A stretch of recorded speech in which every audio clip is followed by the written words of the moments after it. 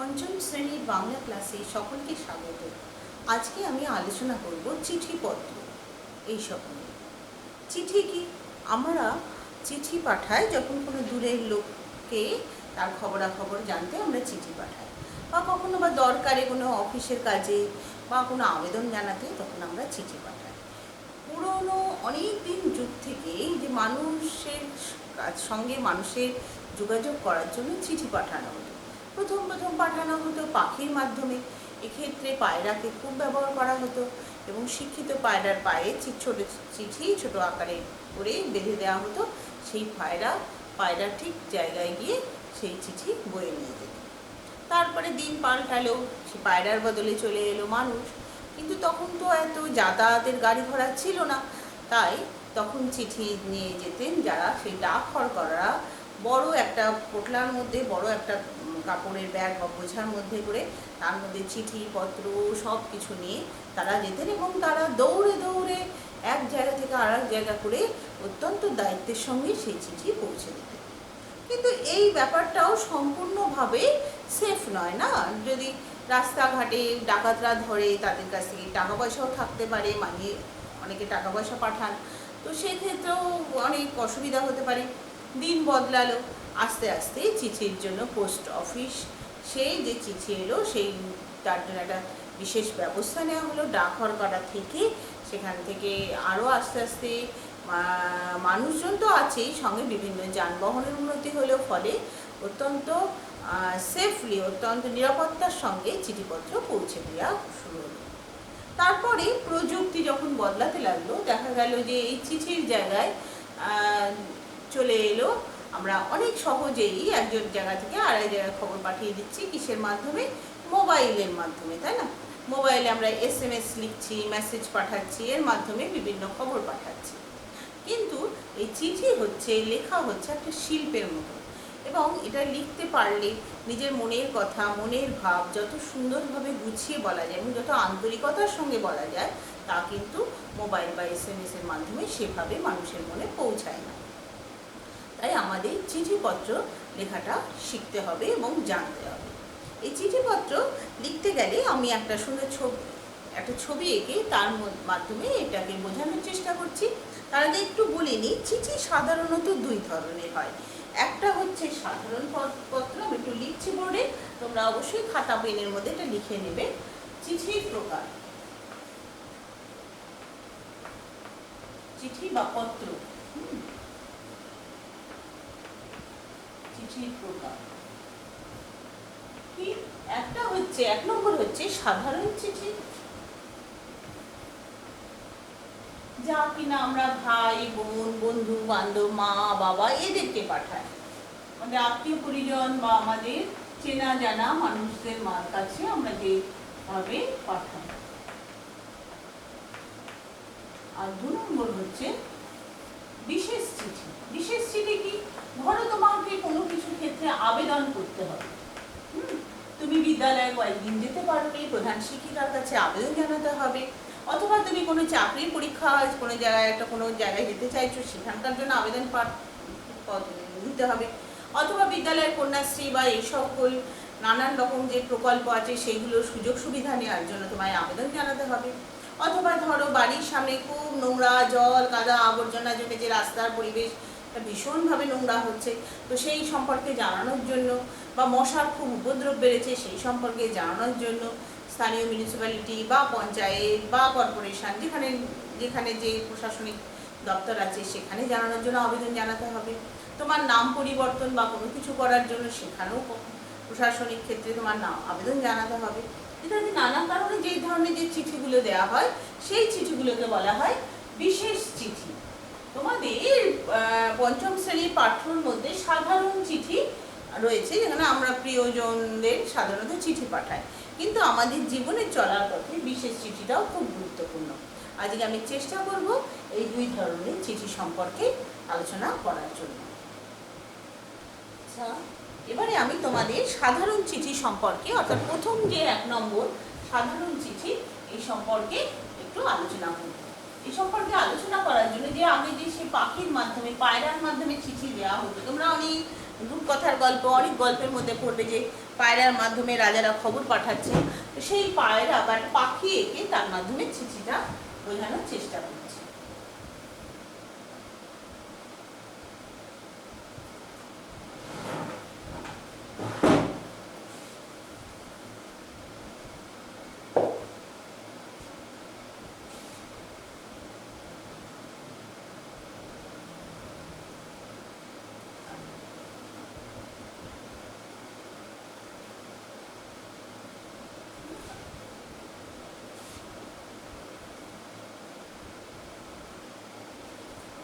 মুছে নিই, এক্সপার্ট নই আঁকাতে।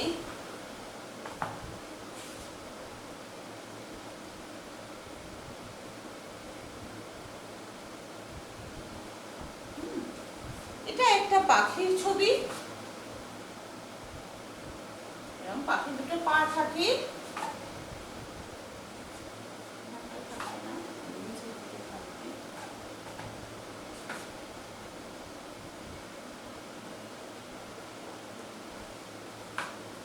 পাখির মাধ্যমে আমি এই চিঠি বোঝানোর চেষ্টা করছি।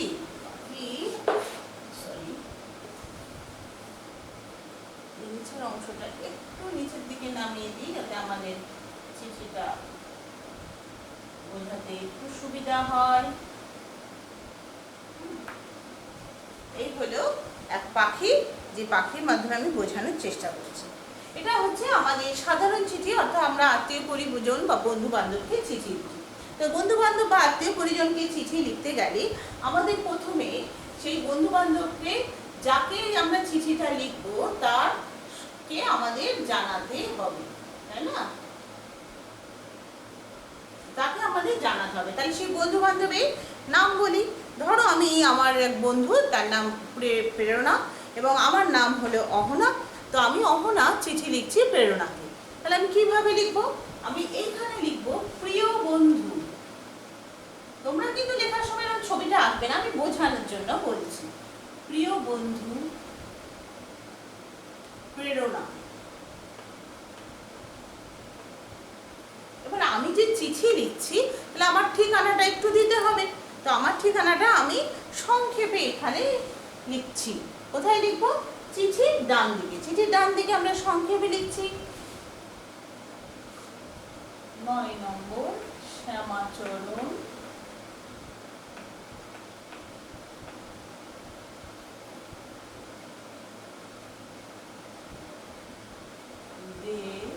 স্ট্রিট।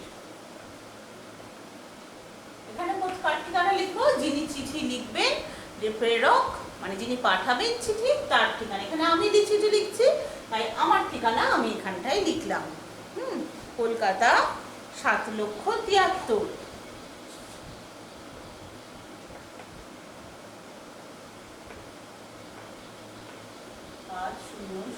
আর একটা 073, কলকাতা 7,73,000।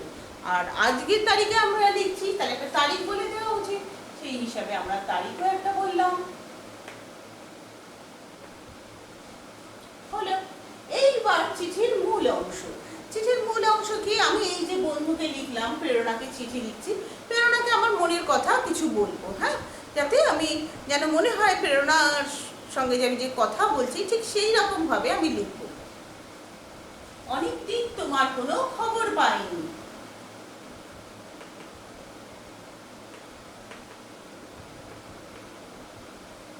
তোমার কোনো খবর নেই।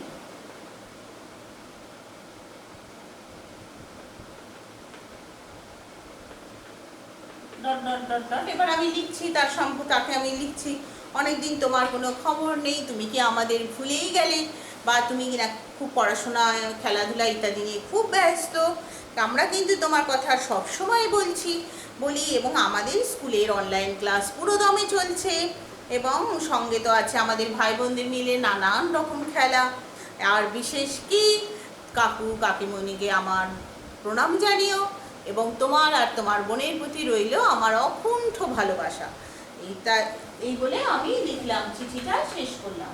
করার পরে এবার আমি যে চিঠি লিখছি সেটা তো আমার জানাতে হবে বন্ধুকে, তাই আমি এখানে লিখলাম ইতি তোমার বন্ধু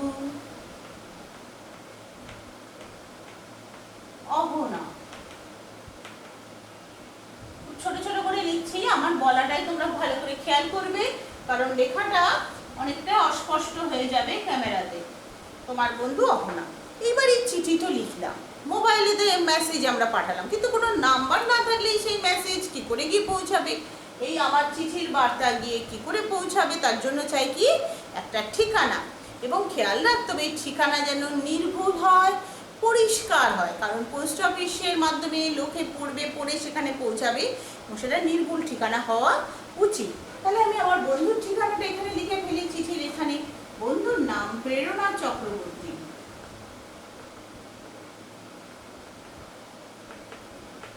প্রযত্নে প্রণবেশ চক্রবর্তী।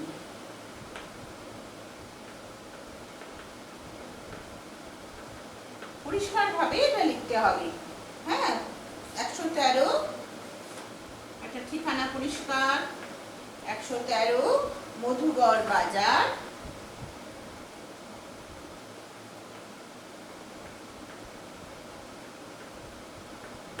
মধুগড় বাজার এবং কলকাতা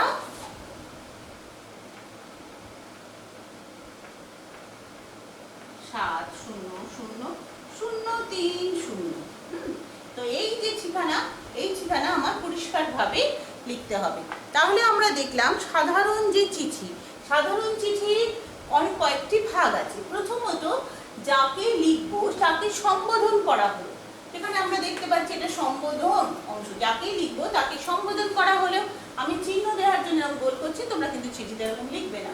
এবার যিনি লিখছেন অর্থাৎ প্রেরক, যিনি চিঠি লিখছেন তার ঠিকানা, সংক্ষিপ্ত ঠিকানা। তারপরে মাঝখানের অংশটা রয়েছে চিঠির মূল অংশ, এটা হলো চিঠির মূল অংশ, যার মাধ্যমে আমার যা বক্তব্য আমি তা প্রকাশ করছি। মূল অংশের পরে যে চিঠিটা যে লিখছেন অর্থাৎ যিনি পাঠাচ্ছেন, প্রেরক যিনি পাঠাচ্ছেন তার নাম, যিনি যে কে পাঠাচ্ছেন সেইখানে লিখতে হবে। এখানে তুমি সমাপ্তি বচন দিয়ে এখানে সেইখানে লিখতে হবে, এবং অবশ্যই চিঠিটা যাকে পাঠানো হচ্ছে, অর্থাৎ ধরো এখানে প্রেরণাকে পাঠানো হচ্ছে, তার পরিষ্কার একটা ঠিকানা এটা পাঠাতে হবে। তাহলে আমাদের কটা অংশ দেখতে পাচ্ছি চিঠি? এটা যদি 1 নম্বর অংশ হয়, এটা 2 নম্বর অংশ, এটা হলো মূল অংশ 3 নম্বর, এটা হলো 4 নম্বর, এবং সবশেষে ঠিকানা 5 নম্বর। এই 5 নম্বর অংশটা সম্পূর্ণভাবে সমাপ্ত হওয়ার পরে আমরা চিঠিটা আমরা এইভাবেই লিখব, এবং তারপর বাস্তবত চিঠিটা যদি আমাদের পাঠাতে হয় তখন আমরা চিঠি গিয়ে পোস্ট অফিসে, সেখানে ডাক বাক্স থাকে, সেখানে আমরা ফেলে দিই এবং সেখানে স্ট্যাম্প লাগিয়ে পোস্ট অফিসের যারা রয়েছেন তারা সেই চিঠি পাঠানোর ব্যবস্থা করেন, এবং কয়েকদিনের মধ্যেই ঠিকঠাক ঠিকানা থাকলে নিশ্চয়ই তার কাছে পৌঁছে যাবে। এই হলো আমাদের চিঠি। এই চিঠি আমরা নানা কারণে লিখে থাকি, মা বন্ধুজন প্রিয়জন সকলের খবরাখবর নেওয়ার জন্য, সমস্ত কিছু আমাদের ব্যক্তিগত নানান আলাপচারিতা এই সকল চিঠির মাধ্যমে হয়। এগুলো সাধারণ চিঠি, আত্মীয় স্বজন বন্ধু বান্ধব এদের মাধ্যমে আমরা এই যে চিঠি লিখি।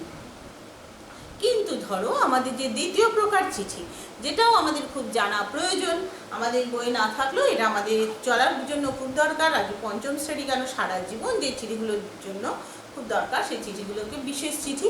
ধরো অফিস কাছারিতে কোনো ব্যাপারে তোমাকে আবেদন করতে হচ্ছে, ব্যবসার কোনো কাজকর্মের জন্য আবেদন করতে হচ্ছে, তোমার বিদ্যালয়ের কিছু প্রয়োজনের জন্য তোমাকে আবেদন করতে হচ্ছে, বা চাকরি বাকরির ক্ষেত্রে কোনো আবেদন করা হচ্ছে, বা এই ধরনের যে বিশেষ চিঠি, প্রয়োজনীয় যে চিঠি, সেই বিশেষ চিঠি সম্পর্কে এবার একটু আলোচনা করছি। বিশেষ চিঠি সম্পর্কে আলোচনা করতে গেলে মনে রাখবে এই চিঠিটা শিখতে হবে আমাদের কিভাবে, আমাদের ব্যবহারিক প্রয়োজনে, অর্থাৎ আমাদের দৈনন্দিন জীবনে প্র্যাকটিক্যালি যেটা কাজে লাগে সেই জন্য। এবং এই চিঠিটা যেহেতু অফিস কাছারির চিঠি, এখানে অতিরিক্ত আবেগ, হ্যাঁ, এই সমস্ত কিছু দেখানো হবে না। আমার প্রয়োজনীয় কথা লিখবো, কিন্তু সুন্দরভাবে পরিষ্কারভাবে লিখবো। এর জন্য প্রথমে দরকার হবে একটা সাদা ফুল স্কেপ কাগজ। কি দরকার হবে? একটা সাদা ফুল স্কেপ কাগজ। তোমাদের দেখো আমি একটা দেখাচ্ছি, এখানে একটা সাদা ফুল স্কেপ কাগজ। ঠিক এই ধরনের কাগজই যে কোনো আবেদনপত্রের জন্য কাজে লাগে। এবার এই ফুল স্কেপ কাগজটাকে আমি ভাঁজ করব, কোনো পেন্সিল দিয়ে দাগ দেওয়া নয়, কিচ্ছু নয়। ফুল স্কেপ কাগজকে ভাঁজ করব, ওপরের দিকে আমি 3 ইঞ্চি মতন নিয়ে ভাঁজ করলাম। কি করলাম? 3 ইঞ্চি মতন নিয়ে একটা ভাঁজ করলাম। তারপরে এই পাশের দিকে বা দিকে 1.5 ইঞ্চি মতন জায়গা নিয়ে একটা ভাঁজ করলাম। কোনো দাগ টাগ কিছু দিতে হবে না, শুধু ভাঁজ করতে হবে। ভাঁজটা সুন্দর করে পরিষ্কার করে করতে হবে। এবার কাগজটা পুরো খুললাম, দেখতে পাচ্ছ কাগজের মধ্যে একটা দাগ দেখা যাচ্ছে, তাই না? এটা ভাঁজের দাগ। এই ভাঁজের দাগটাকে সবসময় মেনটেন করতে হবে, সবসময় খেয়াল রাখতে হবে। চিঠির বয়ান যখন লিখবে এই দাগ থেকে লিখবে এবং দাগের সমান সমান করে লিখবে। লেখা এরকম বেঁকে গেল, এরকম বেঁকে গেল, এটা করলে হবে না। আরো একটা কি, এই ধরনের কাগজ যে চিঠি, যে অফিসিয়াল চিঠি, এখানে কোনো কাটাকুটি করা চলবে না। পরিষ্কার সুন্দরভাবে পরিচ্ছন্নভাবে লিখতে হবে। মনে রাখতে হবে চাকরি বা অন্য সকল ক্ষেত্রে কাটাকুটি করা চিঠি কিন্তু গ্রাহ্য হয় না। একবার লিখতে হবে এবং ওভার রাইটিং করা যাবে না, লেখার উপরে বোলানো যাবে না। ভালো একটা সুন্দর পরিষ্কার পেন, যে পেন দিয়ে সুন্দরভাবে কালি পড়ছে, বেশি কালিও পড়ছে না বা ভালো বা কালি পড়ছে না এরকম অবস্থা না, সুন্দর পেন দিয়ে এই ধরনের চিঠি লিখতে হয়। এবার এই ধরনের চিঠির আমি একটা নমুনা তোমাদের করে দিচ্ছি। আমি করে দিচ্ছি বোর্ডের মধ্যেই করে দিচ্ছি যাতে তোমাদের বুঝতে সুবিধা হয়। ধরো আমাদের বিদ্যালয়ে প্রধান শিক্ষিকাকে তুমি চিঠি লিখছো, তো সেখানে আমাকে প্রথমে সম্বোধন করতে হবে। তো মনে করো যে এই হচ্ছে সেই ভাঁজের দাগটা। কোনো রকম কাটাকুটি হবে না, আমরা যেন সবসময় খেয়াল করি। এই পাশেও সেই ভাঁজের দাগটা। হ্যাঁ, তাহলে আমরা যখন চিঠি লিখছি প্রথমে প্রধান শিক্ষিকাকে লিখতে গেলে মাননীয়া, ওপরে আমি চিঠিপত্র লেখাটা একটু মুছে দিচ্ছি যাতে আমাদের লেখাটা লিখতে সুবিধা হয়।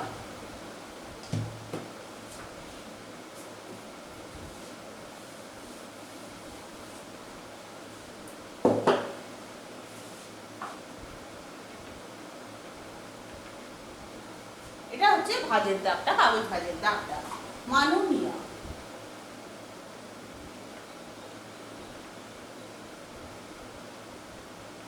প্রধান শিক্ষিকা মহাশয়া,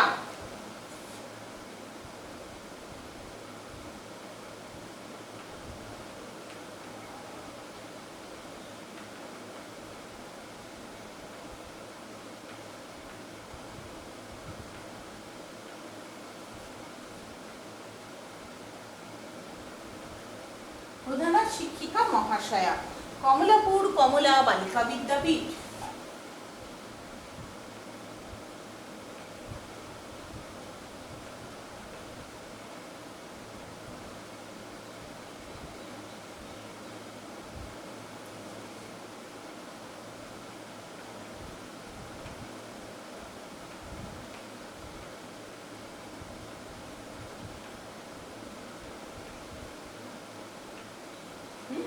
কমলাপুর দমদম,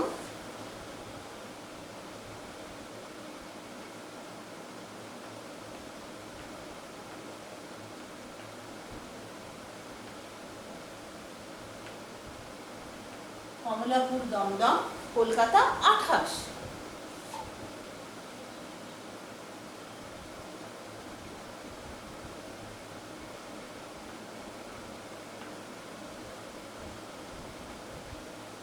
এটা হলো আমরা সম্বোধন করলাম, অর্থাৎ যাকে চিঠি লিখছি।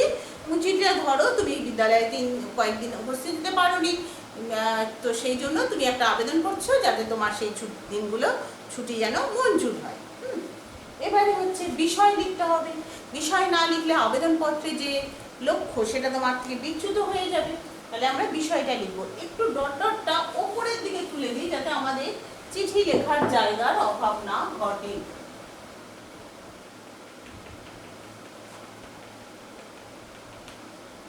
এবারে লিখলাম বিষয়। খেয়াল রাখবো আমরা এই দাগটাকে খুব মেনটেন করবো। হ্যাঁ, এইটা অনুযায়ী লেখাগুলো হবে। বিষয়, বিষয় কি? বিষয় হলো অনুপস্থিতির জন্য ছুটি মঞ্জুরের আবেদন।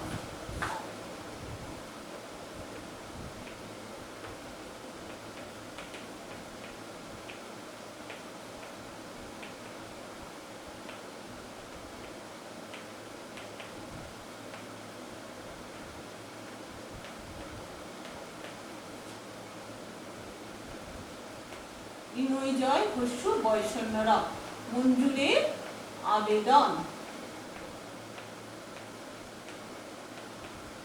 সবসময় মনে রাখবে এই যে বিষয়ের যে আবেদনটা আমরা জানাবো, তো সেই আবেদনটা যেন একটা লাইনের মধ্যেই হয়। তবে যদি না ধরে সেক্ষেত্রে কিছু করার থাকে না, পরের অংশটুকু আমরা বিষয়ের দিকে না গিয়ে এইখানটাই খানিকটা লিখে শেষ করবো। একটা দাড়ি দিয়ে দিলাম, তাহলে বুঝতে পারবে এটা শেষ হয়েছে। এইবার বিষয়ের পরে আমরা তারপরে লিখছি মাননীয়া মহাশয়া। দাগের উপরেও এই বিষয়টা লেখা যেত, কিন্তু দাগের নিচে লিখলেও মনে হয় সেটা বেশি পরিষ্কারভাবে বোঝানো যাবে। আচ্ছা, এবারে লিখছি মাননীয় মহাশয়। এবার তাকে সম্বোধন করে আমাদের চিঠিটা লিখতে হবে, তিনি সম্মানীয় ব্যক্তি, তো সেইভাবে আমাদের লিখতে হবে। মাননীয় মহাশয়া।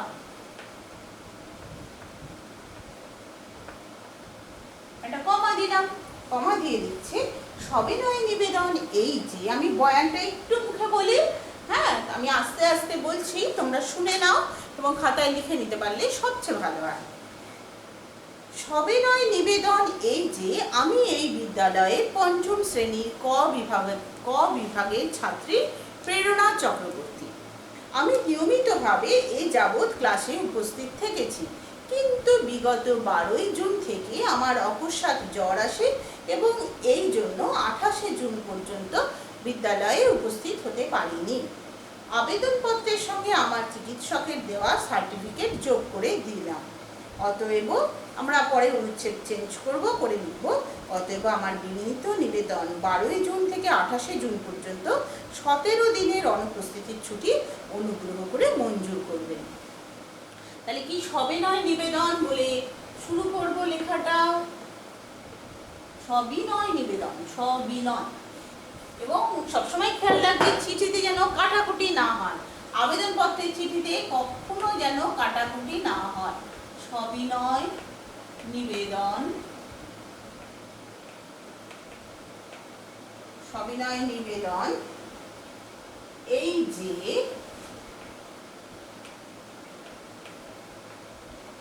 বলে যে সমস্যার জন্য তুমি চিঠিটা লিখছো সেটা সম্পূর্ণভাবে লিখে ফেলবে। লেখার পরে তারপরে অনুচ্ছেদ, সমস্ত বক্তব্য লেখা হয়ে গেল, বলার পরে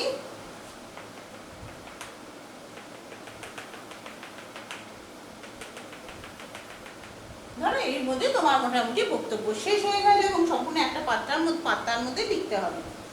অতএব আমার বিনীত নিবেদন যে,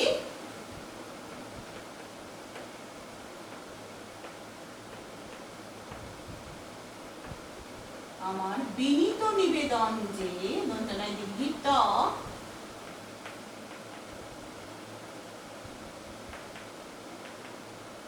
এই যে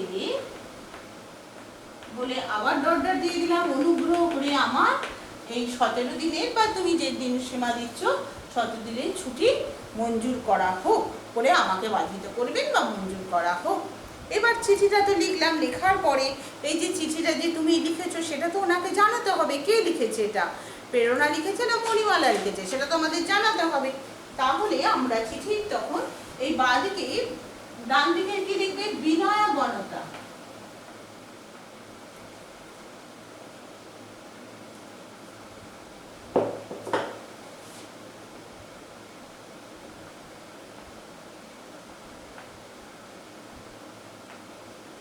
বিনয় গণতা কি লিখলাম, আপনার অনুগতা ছাত্রী, কমা দিয়ে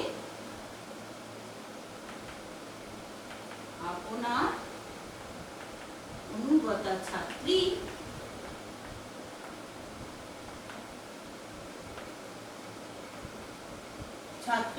প্রেরণা চক্রবর্তী।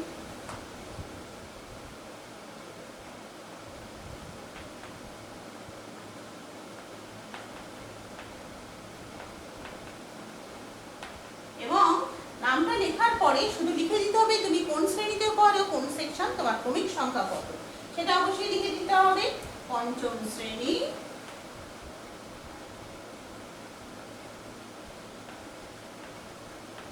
ক বিভাগ, ক্রমিক সংখ্যা 18।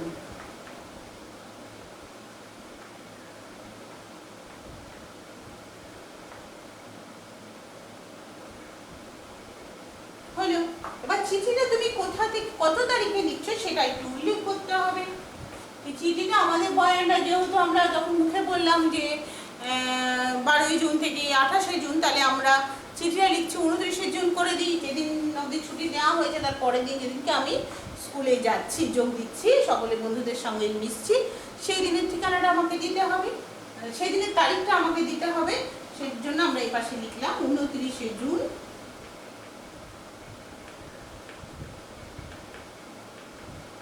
2021 কমলাপুর।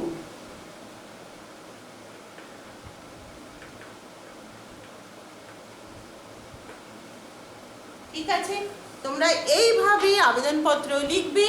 আর তোমাদের যে পাঠ্য যে চিঠি যে অংশ, অর্থাৎ সাধারণ চিঠি, বন্ধুকে লেখা, বাবাকে লেখা, মাকে লেখা বা বোনের উদ্দেশ্যে লেখা যে চিঠিগুলো রয়েছে সেগুলো সবগুলো পড়বে। তোমাদের বইয়ে তো রয়েছে, 6ষ্ঠ অধ্যায় রয়েছে। আমি আমার মতন করে বুঝিয়ে দিলাম। সকলে ভালো থেকো এবং চিঠিপত্র এই অধ্যায়টা